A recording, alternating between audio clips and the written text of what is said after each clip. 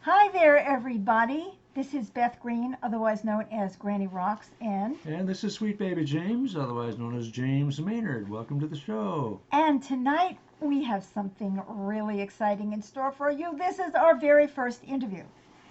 Now, I want to tell you a little bit of history about this show because I did this interview some days ago before the assassination of General Suleimani. And I thought, oh, should I cancel this interview for that? And then suddenly I thought, no, this is the real stuff. This interview is about giving up power for something better. Because it's about a guy who gave up his wealth. We know wealth is power. I mean, this was a one percenter kind of guy.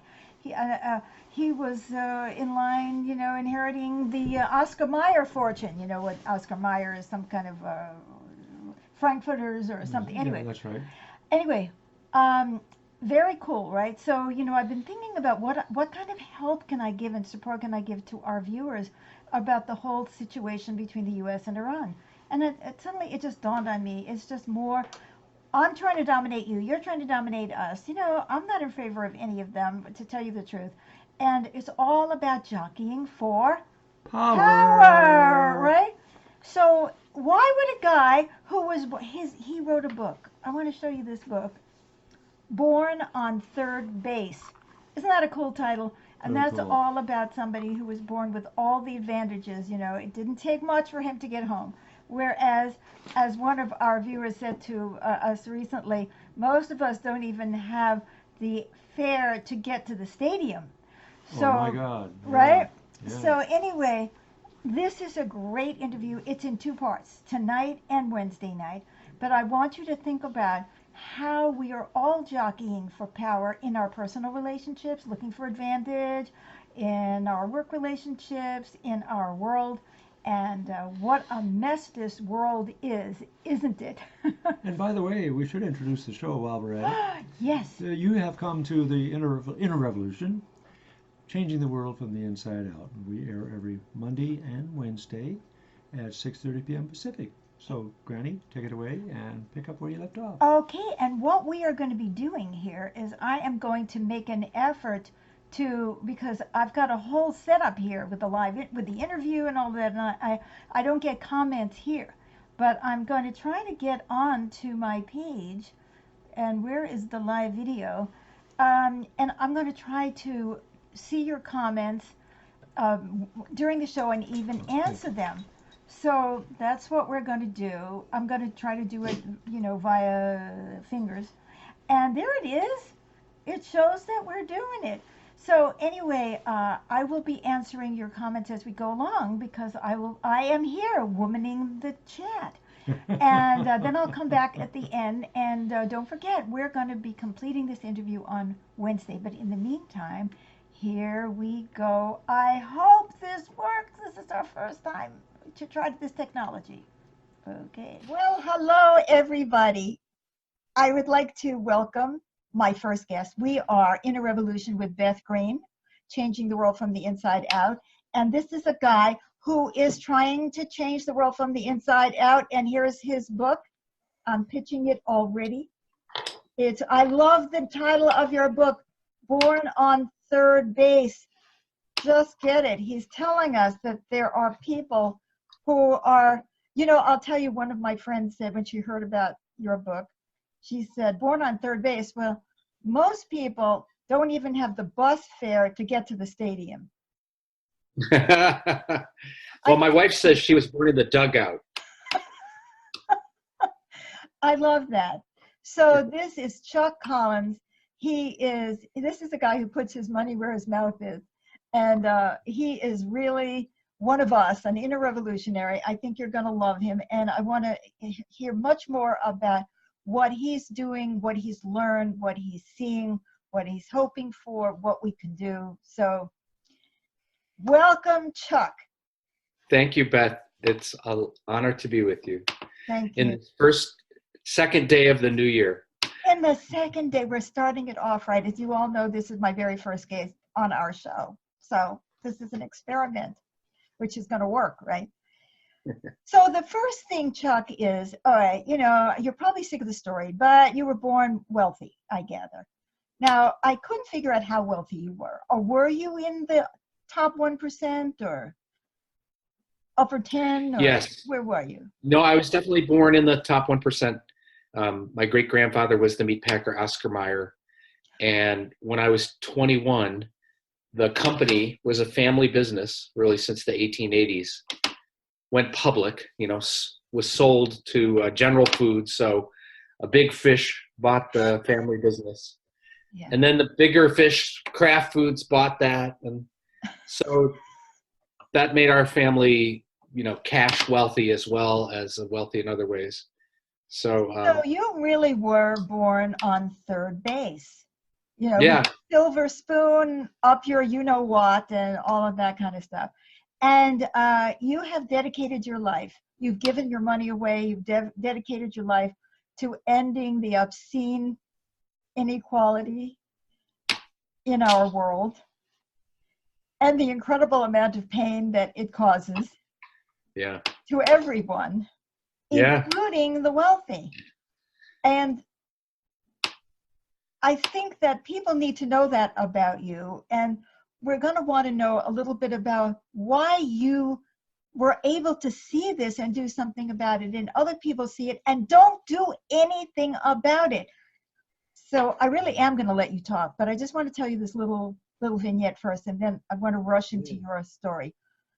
I've been an intuitively guided counselor since 1980, and I've had clients, wealthy, poor, everything in between. And I've had a client, this isn't unusual for me, from India.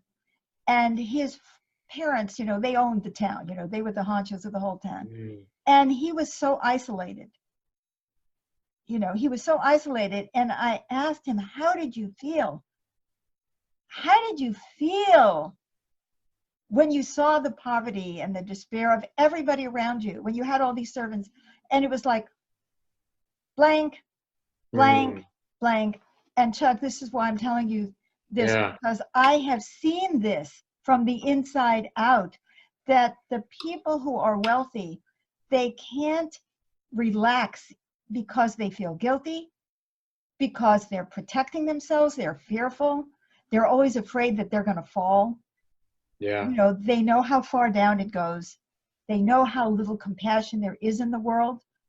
Yeah. And they don't thrive. And then they use their wealth to numb themselves and indulge themselves, and they get sicker and sicker. So that's just my take on it.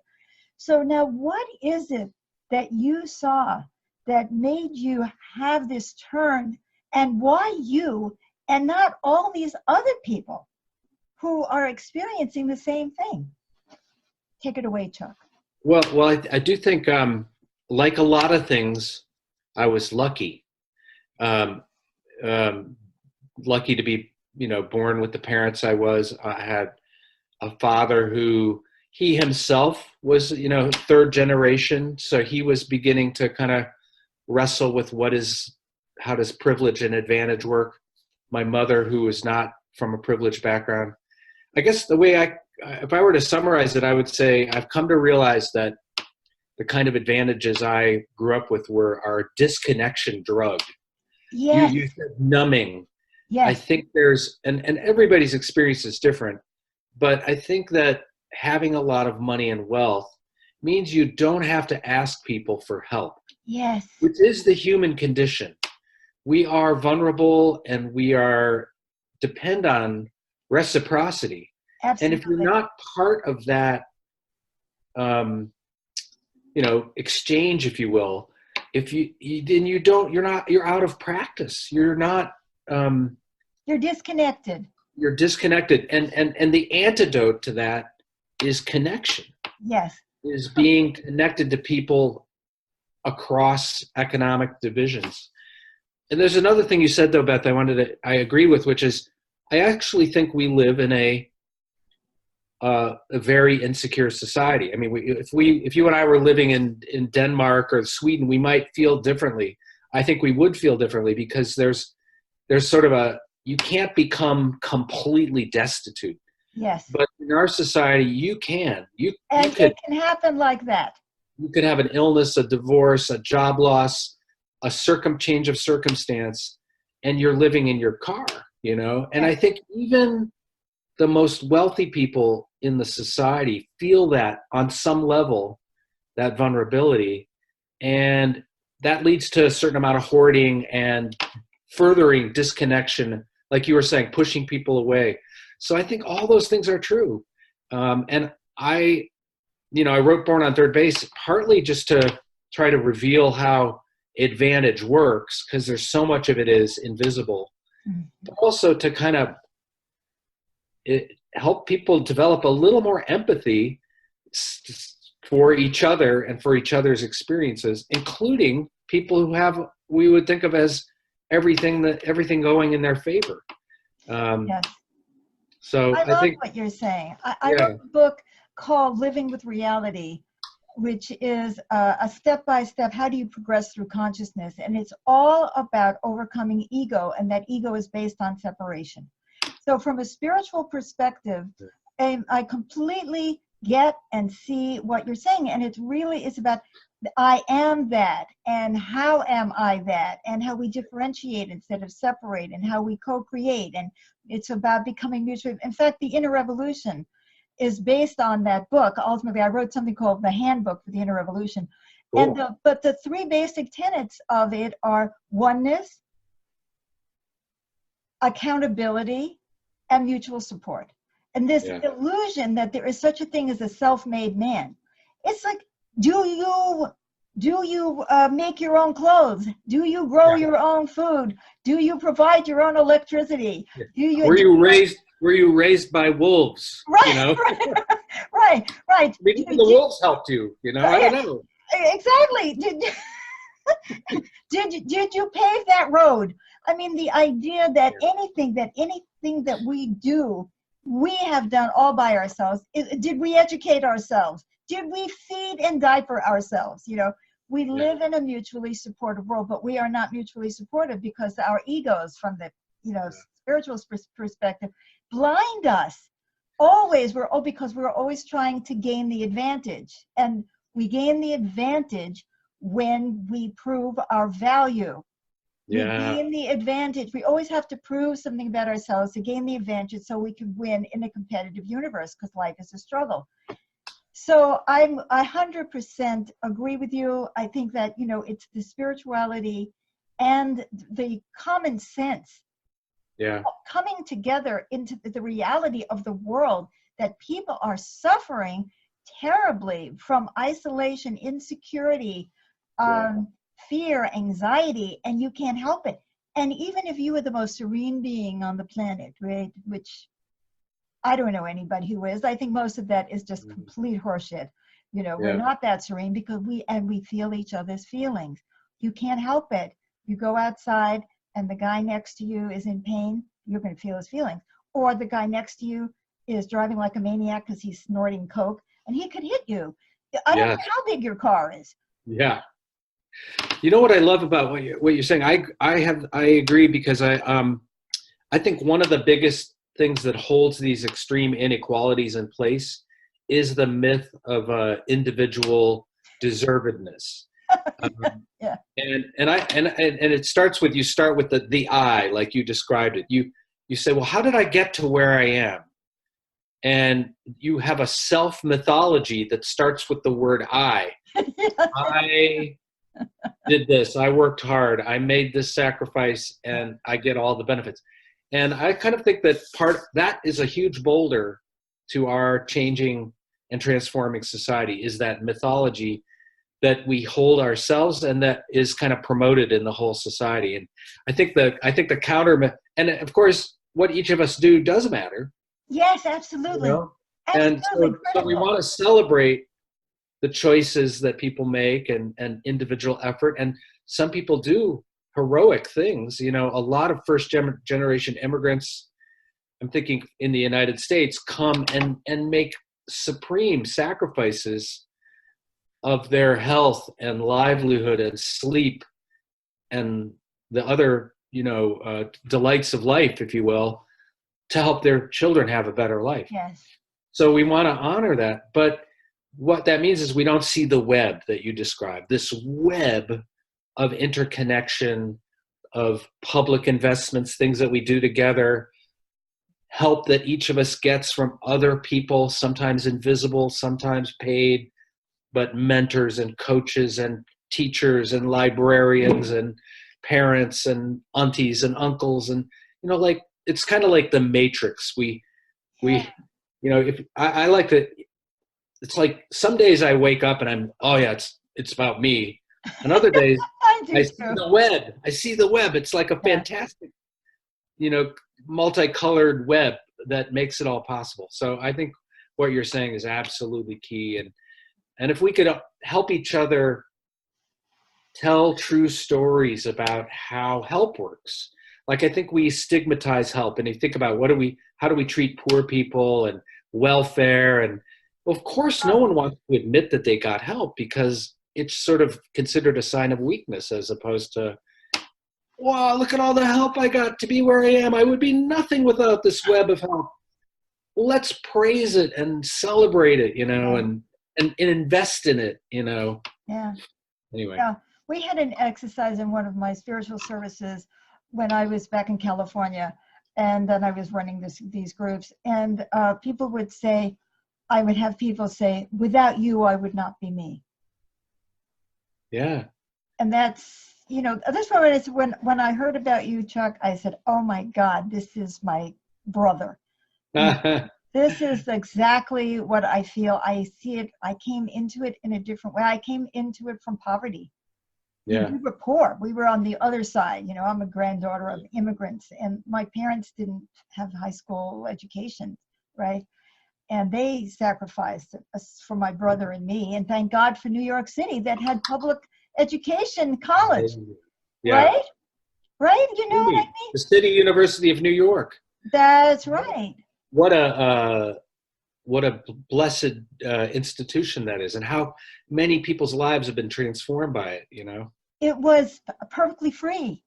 You could go. I might not have had the bus fare to get to school, but I could go to school. Yeah. And so there was, so I came in from the feeling from the other side. I would go to, my father was a salesman and very bad at it. And I saw the buyers, how they treated him like dirt. They had the advantage. Just in that little moment, you could see the whole world. Wow. Who are they? They're nobodies. Little buyers in some, big chain, they're nobody.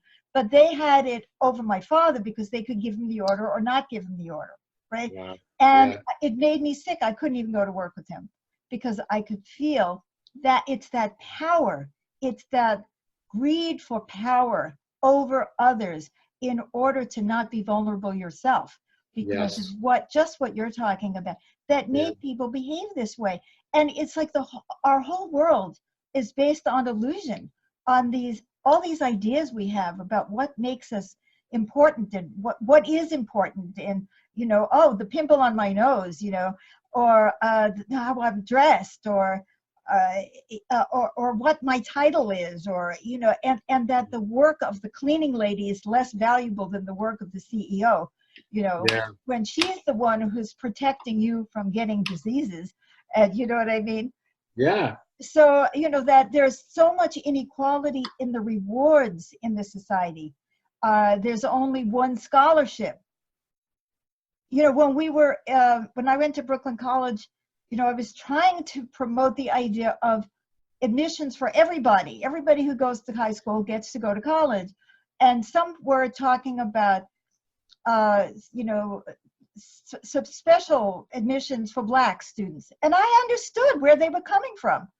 I really understood where they were coming from. But I thought this is like 50 some odd years ago, Chuck. It's the same things. You live long enough and you see history repeating itself ad nauseum. You know what I mean? And you see, no, if you're looking for privilege, even for an oppressed group, you're defeating the future, which has to be oneness. And that we have to do what is for, as you call it, the common good. I call it the highest good of all, including me. Yeah. And so that conflict that we have between fighting for ourselves, fighting for ours, protecting ourselves, and this desire to live in a society that feels safe because it's safe for everyone, that conflict goes on within each one of us every morning when we get up. Mm. By the grace of God, I'm living in a house on the river by the mountains, and we have a friend who bought this house with us, and I'm so grateful. I don't know, I've been very lucky that I got a gift. I've been chronically ill since I'm 15 years old. I really can't do anything physical. And I got this gift out of the blue in my mid-30s that I've been able to make a living. Did I do that? Mm. Did I do that myself? Did I give myself this gift? Somebody might be jealous of my gift. Well, I'm just grateful that I have it. Because, this was my born on third base. I had something to work with. I had intelligence, high intelligence when I was young. I didn't have lead in my water, I guess. Right. Yeah. You know? And then actually, the more we understand, the more we do appreciate that it's multi-generational. Yes. That advantage flows as well as trauma and disadvantage. So, I think it's really important to sort of realize, like, everybody thinks, well, we have some kind of level playing field.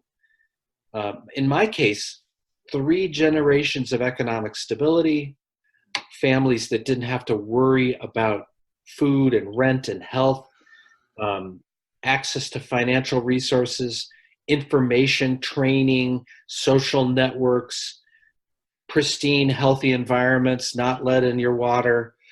If you did have a learning disability or an addiction or an issue, there were more resources to help fix those things. I mean, these are advantages that flow over generations.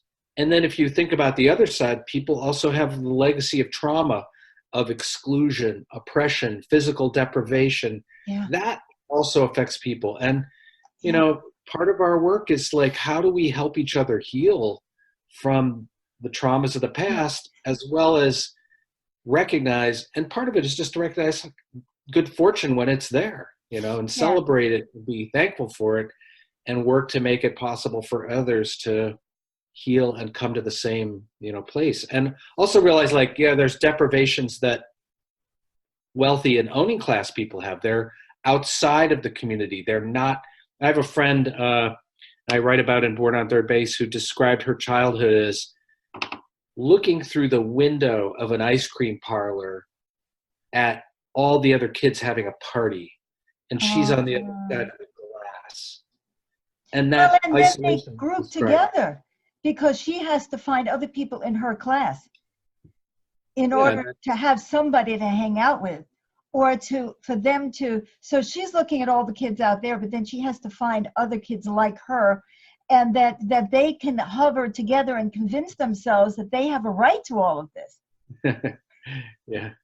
One thing in Born on Third Base, I've gotten a lot of chances to talk to groups of wealthy individuals, philanthropic groups, and the message I've kind of come up with is it's time to come home. Yeah.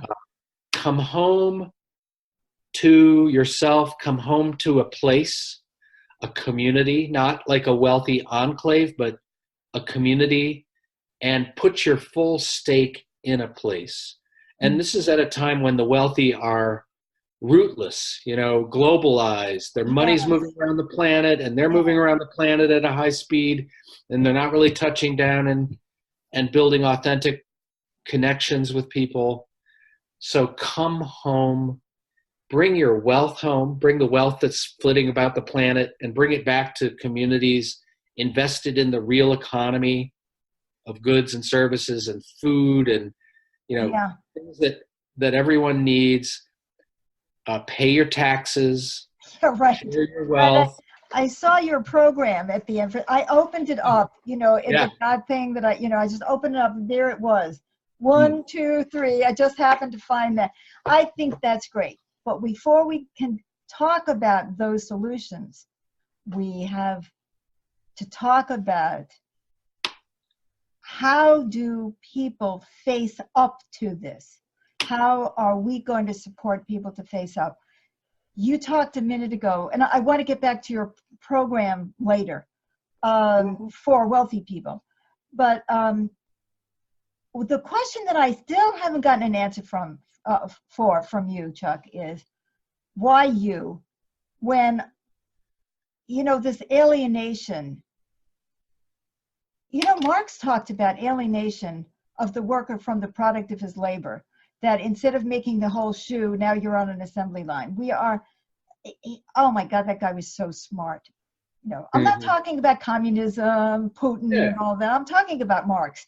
And he was so smart, and he really could see how alienated people were becoming in an industrial society. And he saw the exploitation and the increasing differences in wealth. And, he was warning us a long time ago about what was going to happen. But we're talking about the other side of it, which is the alienation of the wealthy from the rest of humanity, and the alienation of the wealthy from themselves and their own lives. I had a client who was married to a doctor, a wealthy doctor, and she was so busy worrying about, shaving her arms or something. I mean, the emphasis among so many of those women, I was shocked. I lived in LA, and I've never, I don't wear makeup or do any of that stuff. And the emphasis, the fear that was behind that of having to compete for those men who had the power. So just because you're in a certain class doesn't even mean that you have the power. You might be the son of, or the daughter of, or the grandchild of the one who actually wields the power. And you may not feel any power yourself. And then there's always somebody. I don't care if you're the biggest CEO. If you fail in something, somebody's going to be on your ass. Somebody is competing with you. Somebody's going to want you out of your job. It's scarier down here, when you have nothing. And I've been there. I've lived on disability and, all that stuff. I've had absolutely nothing. My parents had nothing. But it's scary up there too, because everybody is cutting everybody else's throat. Everybody is gossiping about everybody. Everybody is putting everybody down, and there's so much of pain, a lack of real people trying to look powerful when inside they feel weak. I think that's what we're seeing today in Technicolor. Somebody who feels weak, who's always trying to look tough. And we've seen that the bully in the schoolyard. People are constantly covering up their vulnerability, even at the top. What did Shakespeare say? Uneasy lies the head who wears the crown, or something like that. I've often thought that if everybody woke up the same day and decided they weren't going to obey anymore, the entire system would collapse. The king would not be a king if his minions weren't out there protecting his ass. You know what I mean? Everybody is vulnerable, and that's the key, is how do we bring people to the understanding that it is only through mutual support that they will actually ever deal with the vulnerability that's causing us to hoard and to separate and to try to gain power at others' expense and to compete and all of that. That's what we need to do.